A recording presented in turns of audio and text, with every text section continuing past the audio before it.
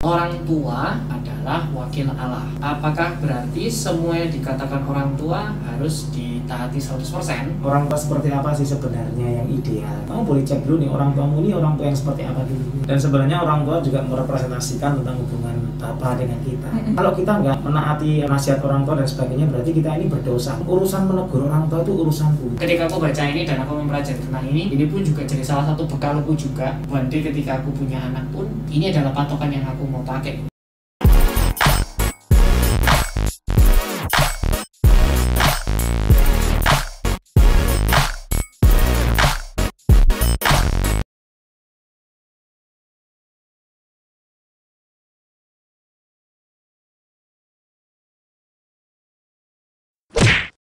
Shalom. Ketemu lagi dengan kita di Grace and Truth. Dan kita sudah masuk di video yang ke-6. Dan pada kesempatan kali ini sudah ada pertanyaan yang masuk. Ya, kita langsung masuk ke topiknya ya. Ini ada pertanyaan dari teman kita. Orang tua adalah wakil Allah. Apakah berarti semua yang dikatakan orang tua harus ditaati 100%? Banyak anak yang sering tengkar dengan orang tuanya hanya gara-gara keinginannya bertabrakan antara anak dan orang tua. Tidak jarang akhirnya anak tersebut memilih untuk menempuh jalannya sendiri yang dia rasa lebih baik, tapi akhirnya berhasil. Bahkan justru anak tersebut sukses dengan keputusannya sendiri tanpa dukungan dan persetujuan orang tuanya. Lalu yang menjadi pertanyaan, bagaimana cara menanggapi hal tersebut sebagai anak? Kemudian, jika kita nggak patuh sama orang tua 100% tadi, apakah hal itu melanggar perintah Allah? Apakah hal tersebut menunjukkan bahwa si anak tidak hormat kepada orang tuanya? Bagaimana cara membedakan jalan anak adalah jalan yang terbaik atau jalan yang orang tua pilih untuk si anak adalah yang terbaik? Apakah selama si anak memilih jalannya sendiri, di situ berkat Tuhan tersedia meskipun tanpa restu orang tua?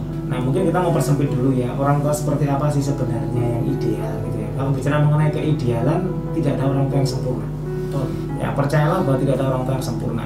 Namun Tuhan mengajarkan ya, sebenarnya orang tua itu yang ideal itu seperti ini. Paling tidak gambarannya adalah kita lihat di dalam Amsal 29 ayat 17 ya. Ini ada dua ayat yang akan mendukung ya. Back to Bible. Didiklah anakmu, maka ia akan memberikan ketentraman kepadamu dan mendatangkan sukacita kepadamu. Jadi orang tua yang ideal ya, orang tua itu harusnya punya gaya hidup mendidik ya. Mendidik seperti apa ya, dalam Efesus 6 ayat 4. Dan kamu bapak-bapak janganlah bangkitkan amarah di dalam hati anak-anakmu, tetapi didiklah mereka di dalam ajaran dan nasihat Tuhan. Artinya orang tua harusnya memiliki kapasitas sebagai pribadi yang mendidik anaknya menurut ajaran dan nasihat Tuhan.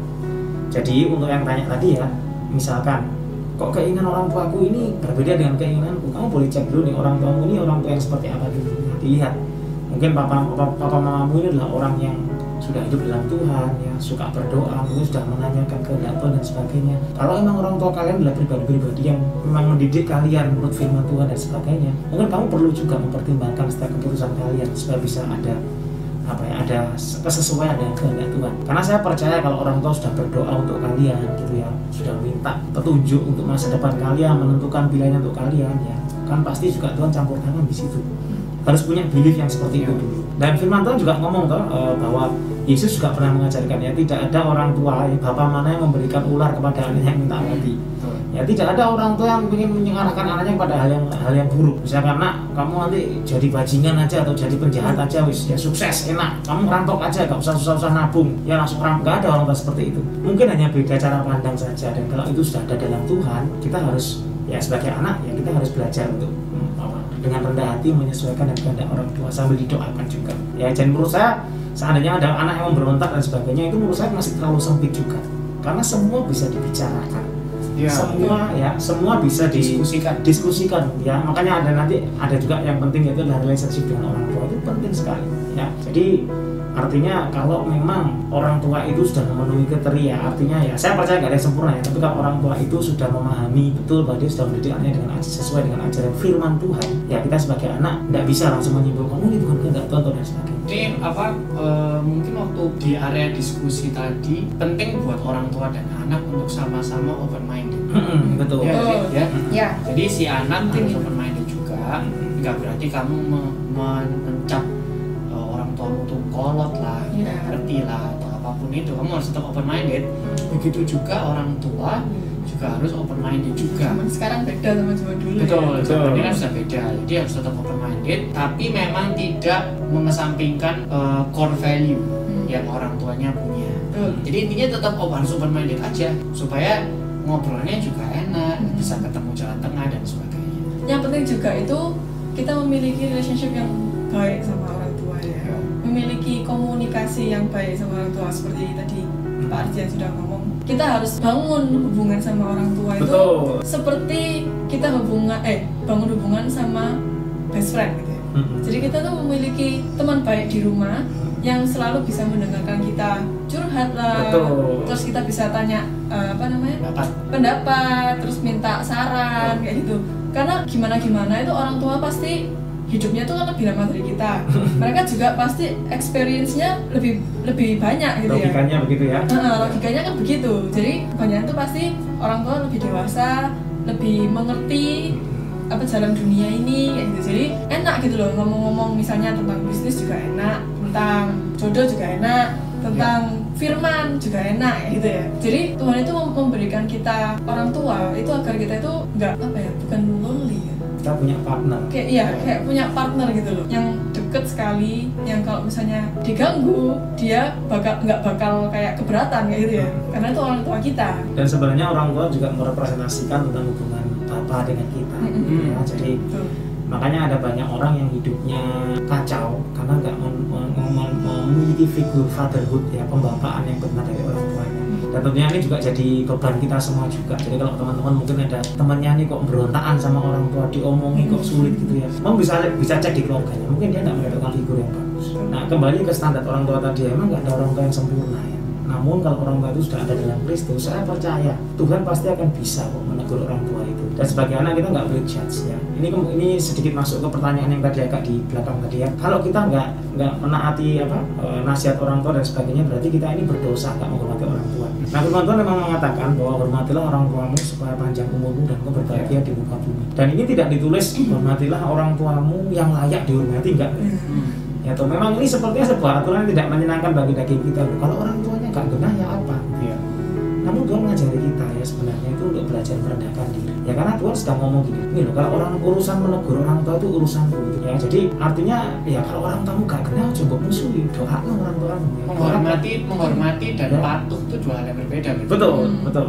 Ya jadi kadang-kadang kita ini merasa kita paling benar ya, merasa memang di atas kertas orang tua kita mungkin memang ya hidupnya gak bisa jadi teladan dan sebagainya. Namun kita perlu tahu satu hal bahwa sebenarnya dalam hati kita ini harus belajar rendah hati juga. Kalau saudara merasa lebih dari orang tua ya, lebih bisa dari orang tua, sebenarnya saudara harus mendoakan, bukan malah membenci, bukan malah memberontak. Mari kita respect sama orang tua sebagaimana adanya dia. Dan urusan menegur orang tua ya itu urusannya Tuhan.